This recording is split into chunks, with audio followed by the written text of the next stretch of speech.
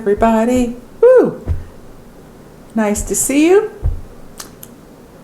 Glad you could join me, and thanks for being here for what I think is this really fun little tutorial of some ideas that I came up with for creating a self-cinch tie for my little bucket hat, and in the hopefully near future a different version of that and a hat that has a wider brim that is more of a stand-up kind of curved kind. So in the meantime, let's get on with this one. I have several to show you and a couple more that I'm going to work here together. And I changed my mind on one that was in the bucket hat video, and I'm going to rework that here. And I'm going to go through each one first, show you a little bit of the differences, kind of what I did. And we need to go over some supplies as well. And then as I go through them, I'll match it up to the hats to show you kind of what's what, so you can see the materials and then how they look in the finished hat. Okay, so this one is not a bucket hat. The bucket hat body portion, the shape for the head, in a wider brim, just to see if the two came together, and really wasn't what I had in mind for that hat. It's not bad, it's still pretty cute, but I wanted to go in another different direction. But for this purpose, I want to show you one of the different types of materials and yarn that you can use for weaving in. Oops! Uh-oh, I just see that I missed a spot. Boy, I'm real glad as far as weaving in, because that's going to be easy to take out. I can deal with that. Alright, so first, let's go over the materials, and then I'll show you maybe each hat as we go along or something. I'll just kind of figure it out as we get there. Alright, first of all, you are going to need, of course, a pair of scissors. Nice sharp ones. Get some good, so you get a nice good clean edge. That's very important for when we cut the ends of whatever that we're attaching to. You will need a hook size, and that's going to vary depending on if you are going to be doing a chain that looks like a braid, and also the type of gauge, if you're using yarn, the type of gauge for that yarn. And I'll go over this hook size and the yarn that I used and why I went with that size for that. And yarn needle, and that a couple really helps. One big one, nice large, see that on this light background right here, a nice large eye, long one, and that's going to be for putting the end of your tie through the hook and then weaving it in and out, which makes it a lot easier, weaving it in and out of the hat. And then a smaller hook, dependent on if you are using a bead, you want to make sure that the eye portion of it is going to fit through there and have enough extra space to accommodate whatever material that you're pulling through the bead as well. Alright, so as far as what to weave through, I'm going to say depending on a lot, I guess, here, because it really does. Now, I've used the Karen Cotton Cakes. This is one of the hats that I have worked up, and you saw that in the bucket hat video, and I'm showing this to you here, how I did my ends.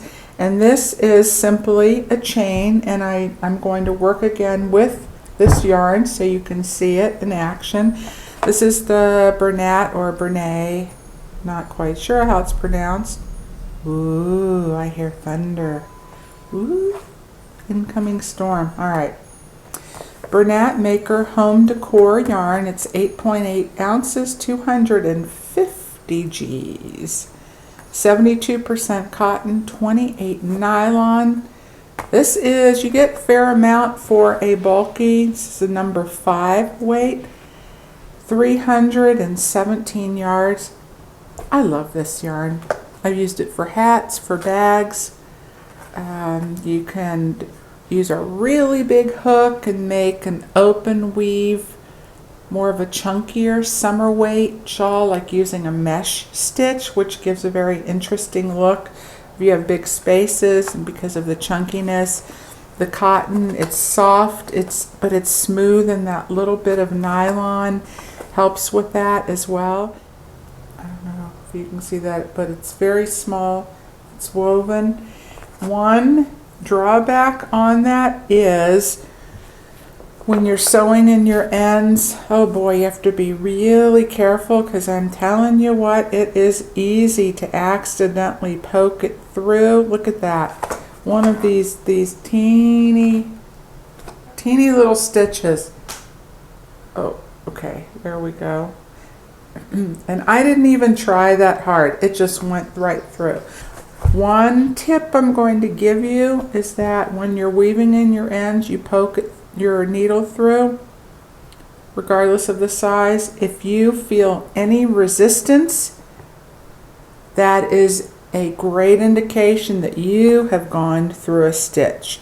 It's not that it's too tight or caught up in there. I would say 9 times out of 10 you've poked through a stitch. So pull it out carefully and try to either feel your way through or pull the stitches apart and make through. Sure you get it under or over the stitch, because if you pull that through, there's no way to get it back in. You have to cut that little piece off, which I've done, and as long as it's not a big chunk of it and it's just one teeny tiny little strand, it doesn't seem to really have an effect on it. But try to avoid that if at all possible.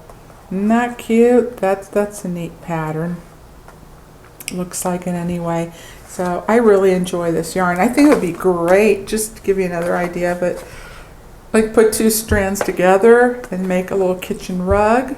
Or another idea I have for something that I might be doing down the line, little ways down the line, because I have other plans for the summertime. So it just depends how much time that I have for each thing. Okay, so that's what this yarn is, and this is, I don't know, aqua. I mean, that's what the color is. And I'm sorry, this band actually belongs to this, which is a gorgeous yellow, but the color name is called gold, just to let you know on that.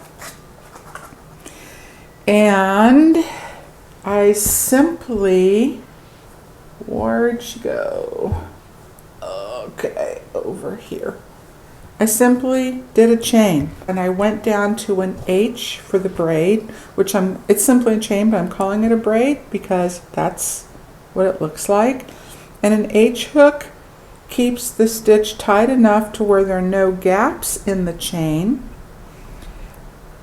but it's not so tight that it makes it stiff. I went down even a little more and it was just too stiff. So this gives it the right amount of thickness and body to be in scale with the hat itself and the texture that we have going on here.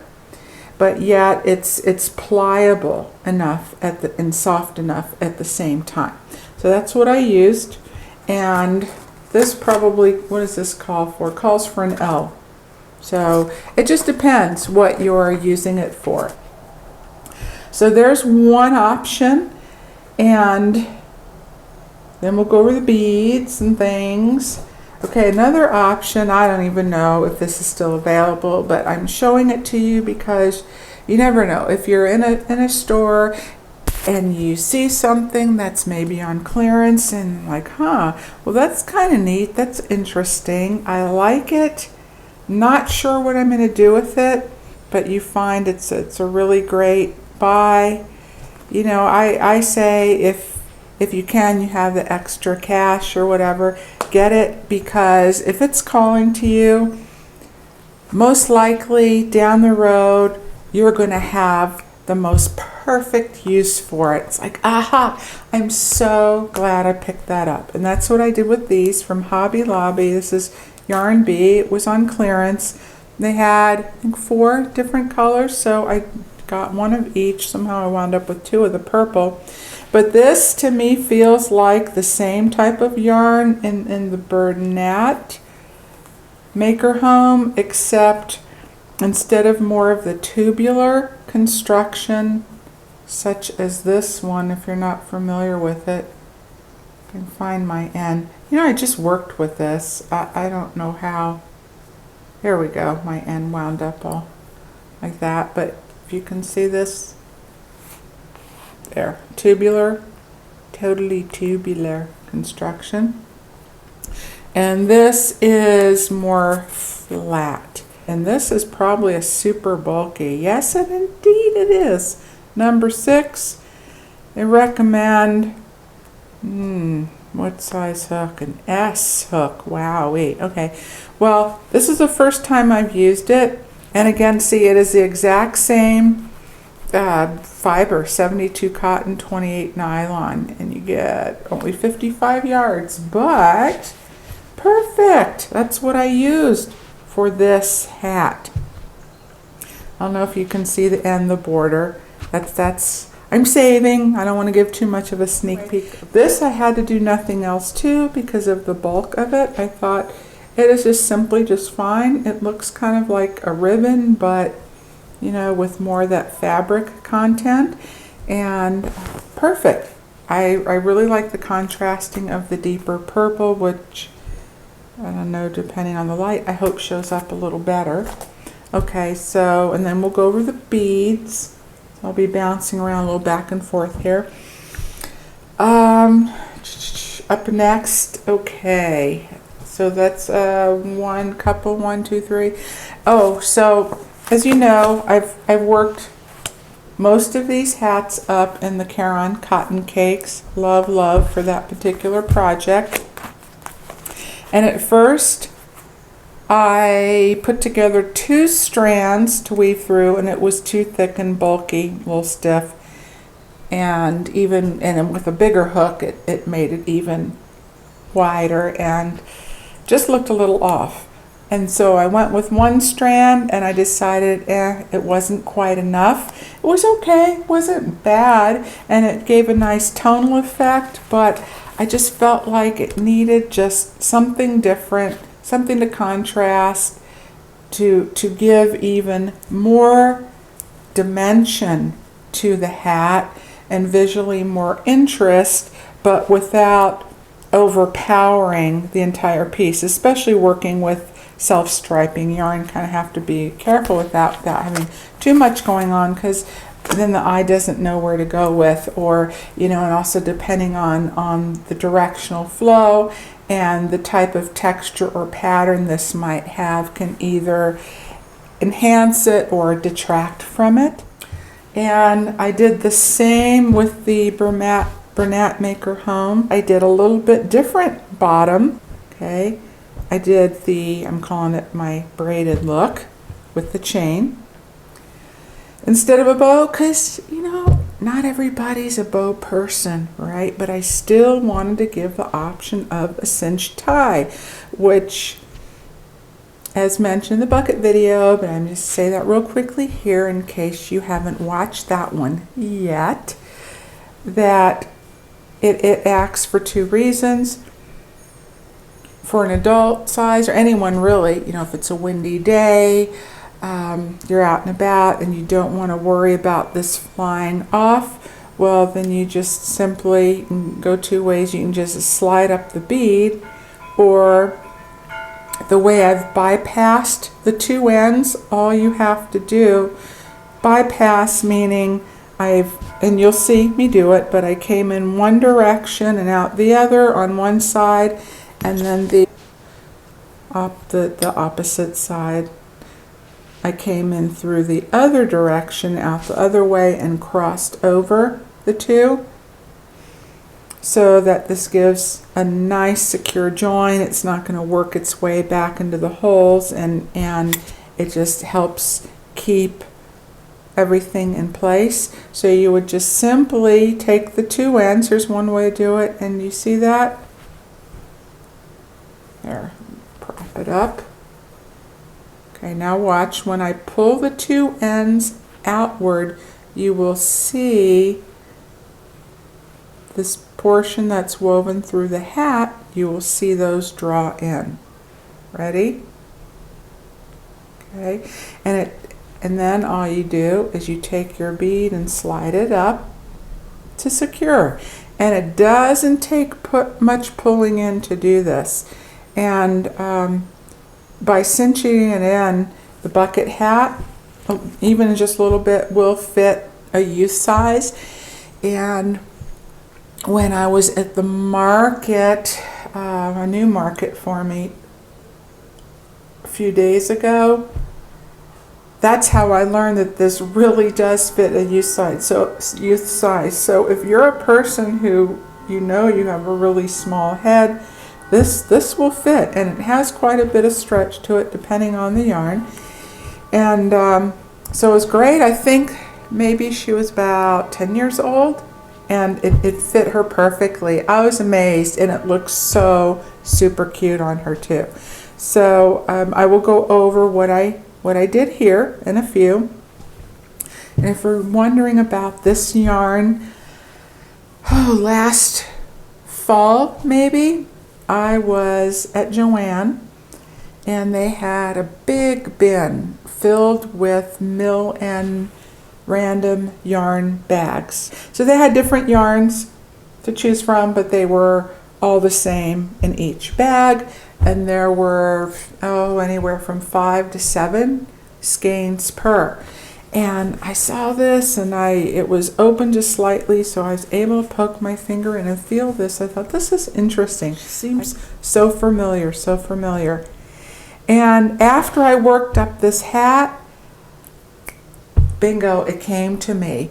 And not way back, because, I've only been doing this, 7 months now, but rewind to my where I showed you, I think it was 4 different hats that I went my first real pattern type of tutorial, and I worked up one, in a real hot saturated pink that has this tonal effect, if you can see the different tones within.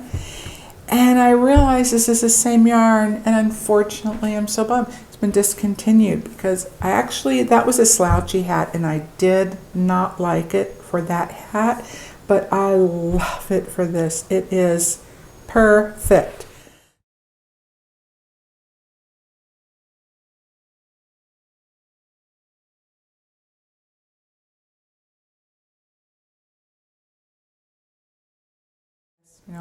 And then this bead I got on a strand with several other different types from Joann. So you never know. When you're out and about and you go places, just keep your mind open, so that if you see something that you wouldn't normally think of using or know what to do with, then you might just land upon a really great find, which brings me to this interesting cord, which my husband spotted when we were out and about. It's actually in kind of an antique furniture shop, but they carry a small variety of other things, including vintage buttons, and they always have just a small little crate of odds and ends. And he wondered if I could use this in my crochet. I just thought it was great, and I just knew, again, one day soon, the right project. I didn't even think at the time for hats, and I've been making hats for a while, and I've designed a few of my own patterns for a few years now. And it didn't even occur to me until I started working these up again this season. But this is braided, and it is semi flat, but with a rounded kind of edge construction, a little bit off-white with gold metallic running through it. This will be perfect. The only thing is that the end really frays, and I've got a solution for that I will go over with you in a minute. But we got one spool of this, which would make, I think, a really neat tie going through. And then also in this gorgeous brown that has almost a golden coppery sheen to it. And I don't even really need to go too close up with that because I think it shows up real well. Well, look at the end. Oh, my darling Tasha.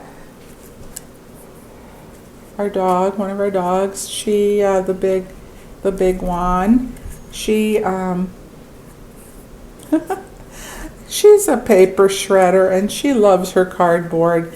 And I'd left this on the table within reach and she got it and boy, chewed the end down to bits, but fortunately the yarn is intact and that's the most important thing. That's what she does, separation anxiety when we leave, even for like 5 minutes. Either that separation anxiety and or I'll show you for leaving me home. A couple other things. You can use ribbon. And this is a hat and the one that I kind of took my inspiration from that I made this a few years ago and I wear it every summer. You've probably seen me wear it in a video. And I use the original format, but the brim, in a way, sort of, I modified the head portion and I reworked the brim just so it has more structure and stands up better without flopping, has a little better shape for the head. So that's the one that I'm currently reworking. And I just kept it real simple. I just did a simple bow, cut the ends. I didn't even seal them or glue them or anything, and they haven't frayed. But that again will depend on the type of ribbon, and it's never a bad idea to seal that a little bit, especially depending on how much wear, or if you plan to, if you wash your hat. And if you do, I would always untie it so that when it dries, number one, your material is not going to have any mildew issues, and also so that it dries smooth and flat and doesn't get a weird bump in it in case you decide later on maybe you want to add a bead or do something a little bit different to it, or tie it in a different way. So ribbon is a great option, and also even ribbon yarn. And this is something I found in the craft section of secondhand store. New, still had the wrapper on it. Because I do the major sniff test, and I'm one of those with a very heightened olfactory system. I mean, I've got a sense of smell like a bloodhound, So this is real pretty with all the color changes, and it is thin, but you can put 2 strands together. I just want to give you another option, and I used a little bit of this on a border for a child's purse, and it just turned out adorable. Okay, so there's a ribbon, and last but not least, and one of my favorites to use for different applications is microfiber suede cording. I go with the microfiber suede because it's vegan, and that way you don't have to worry about people who want non-leather. I've worked with it for many years, mostly in jewelry making, and it is the same cord that I used in these dome glass necklaces that I showed you a few videos back. This is the color olive. I've just ordered recently, I tried a couple other brands off of Amazon, and in my opinion the best that I've used is the Ultra Suede, and it's real pliable, flexible. There's no stiffness to it. It's soft against the skin, and I've had zero issues whatsoever in any type of bleeding of the color. It's stain and fray resistant. And did I say washable? It's washable. Of course, I wouldn't machine wash it, but you know, cool water, hand wash, that kind of thing. And with the no bleeding aspect, I've used the whole color spectrum from hot pink and purples and navies, and the only thing I haven't used is a red one, but and a lot of the neutral, like I said, navy, the darker color. So yeah, no issues. It doesn't transfer onto the skin, the clothing, or anything. The only thing is, now this is, okay, the 3 millimeter in width. It's great for cording, for necklaces and bracelets. But for hats, that's the one I had in this hat. And I just kept looking at it and thought it just didn't seem to have quite enough substance in that 3 millimeter on this style. And for that reason, and again, I just kept leaning towards changing it. That's why. However, the microfiber suede does come in a 4 millimeter width, and also comes in 5 millimeter, which I think would be fine for this too, as long as it has the flexibility and softness and isn't stiff. If you go on Amazon and just put in either ultra suede or microfiber suede and do a search, in some they come in 3 foot / 1 yard lengths. They come in small spools such as this in 4 packs, and also really big spools with 100 yards. And then moving onward to the other little accessories you might need, which will be, okay, whatever, everything, beads. Beads, if you want a little something decorative here. All right, I got these at Joann, and these pretty pink floral at Joann as well. I bought those, and again, one of those things. It was probably my 3rd time to the store when I finally decided to get them. And I picked them up, put them, nah, I don't need it, you know, picked up, put it back. And then now I'm so glad I did, because with this hat that I'm going to be working on with, I'm going to show you the ribbon with the bead. I mean, really, how perfect, how perfect. I think that's so sweet. And this yarn, if you're wondering, is the Yarn Bee Little Dollop that I had said that if you think these are super cute, didn't know what to do with them, maybe picked up a couple and they've been sitting there. If you have 2, that is plenty for this hat. And you can even do the version that has the little bit of a wider brim too, because working this hat up, it's just under 2.75 ounces, and with 2 of these you get 3 ounces, and actually this one might be 2.5, so you get a little bit extra. Let me just say it should be enough to do that 1 extra row. Just based on what I had left from this, it looked like plenty, so you just have to give it a try. But this colorway is Apple Essence. I don't know what this one is, pink and gray. And then a couple more bead options that work well. If you like metal, these I got at Michael's, and it came in with 3 strands, and I already opened and used one of them for the other 2 hats.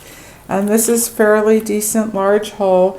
It will not accommodate the thickness of these 2 braided pieces together, but it works real well for, you know, doing just for decorative on the end of your ties. And it also just gives a little bit of weight to keep those ties down, and, you know, cute little dangle for them. So this came with the shiny ones, and they have little raised flowers with open sides, so it gives some interest and dimension. But the shape of the flowers work well with the shell design in the pattern. And then I bought these last year, which they still have. I need to get another strand. And these came with 2 strands with 3 different colorways. You get the copper tone,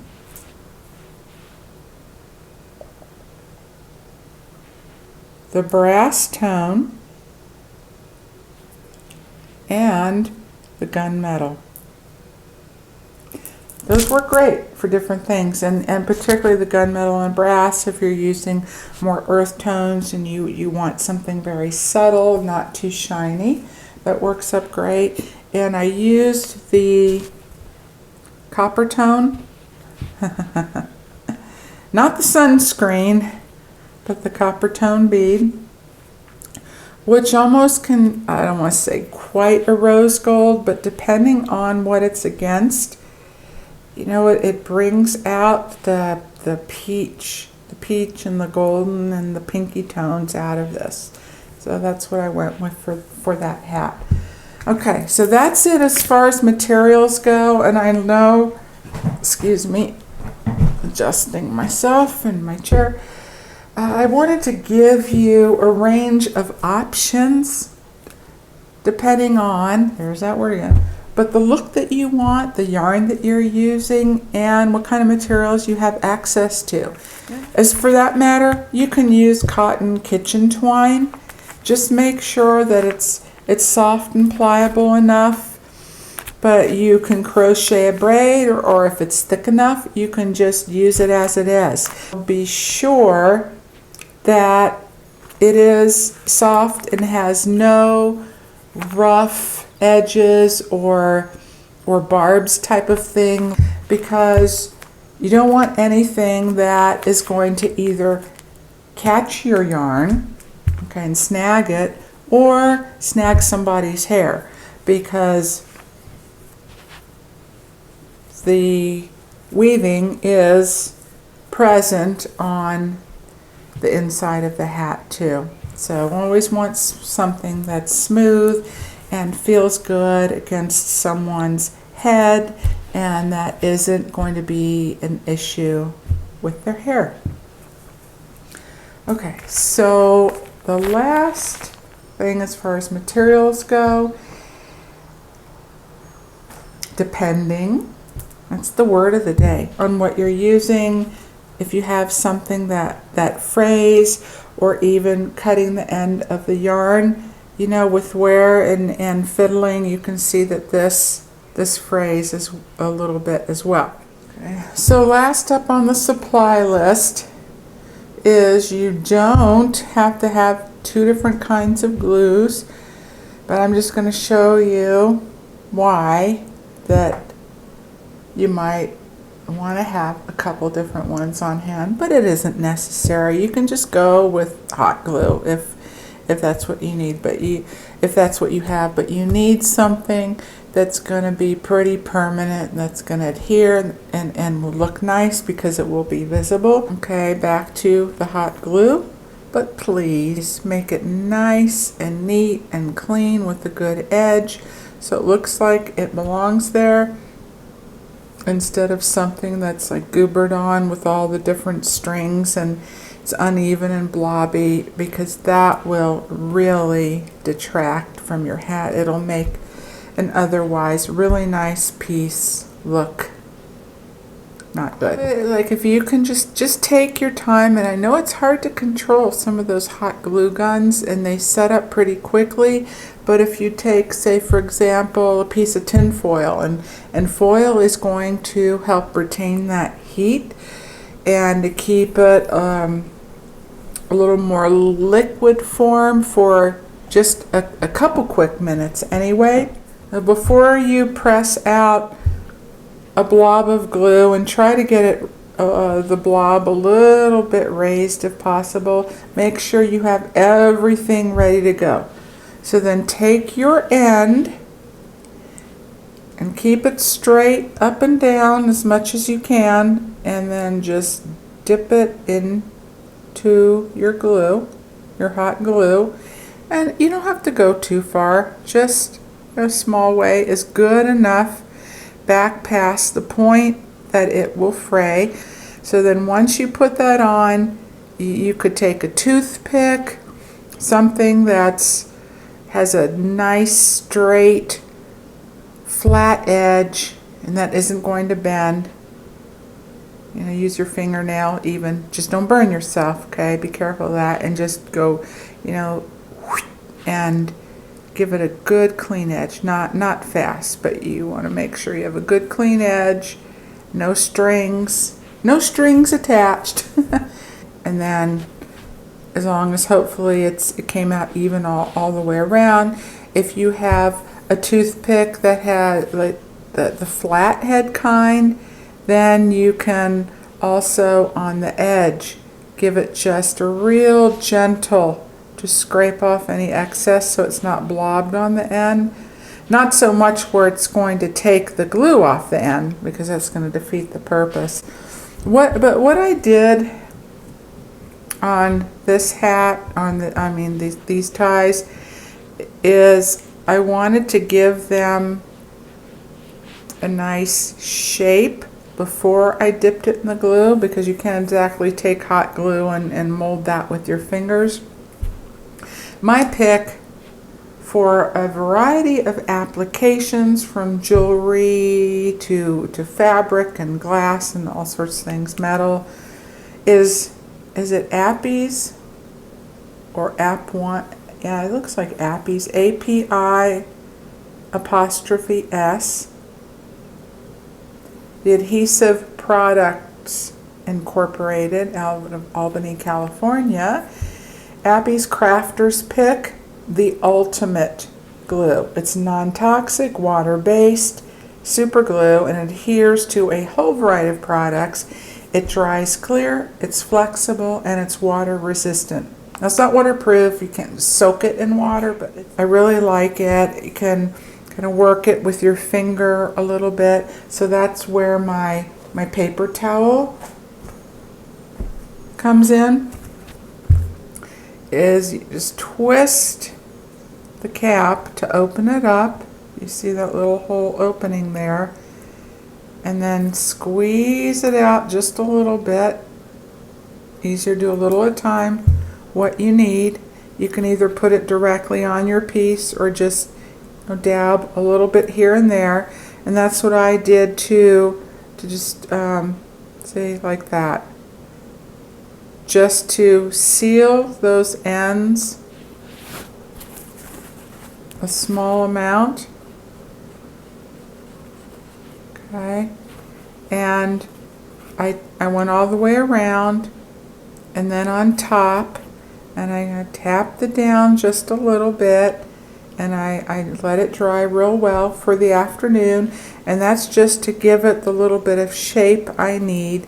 And then I'm going to do the dip into the hot glue just to be sure, and because even though it dries clear, it did darken the end. I mean, you could leave it just like that if you wanted to, but I want to make sure that it truly is extra secure and not going to fray. So if you use the hot glue method, try to get it on there to where it looks like the plastic cap on the end of a shoelace. That's the best way that I can describe it, except you don't have to go all too far up unless you want that look. What I do with the paper towel, not only to wipe my hands, is whenever I put a little bit on, almost immediately, I usually don't even wait this long, is I screw it back, which there's part of the inside piece, there's plastic which pops up to the top, pushes the glue off. So if you can kind of see that little ball at the end that pops up, then you can wipe it off. It keeps the tip really clean, and because this does dry pretty quickly, it keeps the inside, when you unscrew it, from having a bunch of glue stuck inside there and from hardening and going back into the fresh glue that's inside there. So that's why I have the paper towel. Sometimes I even have a little bit damp. You want to wring it out real well because you don't want water go back inside. Because it's water based, it's going to thin it unless you need to thin it. That's a whole nother thing. So that's that purpose. And then now, like as far as this type of material, I would do the same thing. If you have a secondary glue, to just smooth the pieces together, give it a shape, cut it first so you have a real clean edge, and then maybe you won't need to quite as much. But again, you know, just that little extra touch if you're kind of that particular about certain things like I am. Otherwise, I'm sure that dipping it in the hot glue would be just fine. Now, I thought of perhaps dipping it in hot wax, but I don't use candles very often, but the ones that we have are soy-based, which have a lower melt point that translates into, if you're out in the hot blazing sun, you're going to take the chance of that wax turning, emulsifying and turning it back into a liquid, or at least it's going to be soft, and then it will transfer onto your hat and possibly hair, depending on how long your ties are. It's probably not going to hurt the hair. It might even moisturize it, but you don't want that to get all over your hat. So you could use a paraffin type wax if you don't mind working with the petrochemicals, but it's still, you know, the wax is designed to melt in heat, depending on how hot it is where you are and how much intense direct sun you're in. You might want to stay away from that for a hat. Okay, so let's get into putting these together.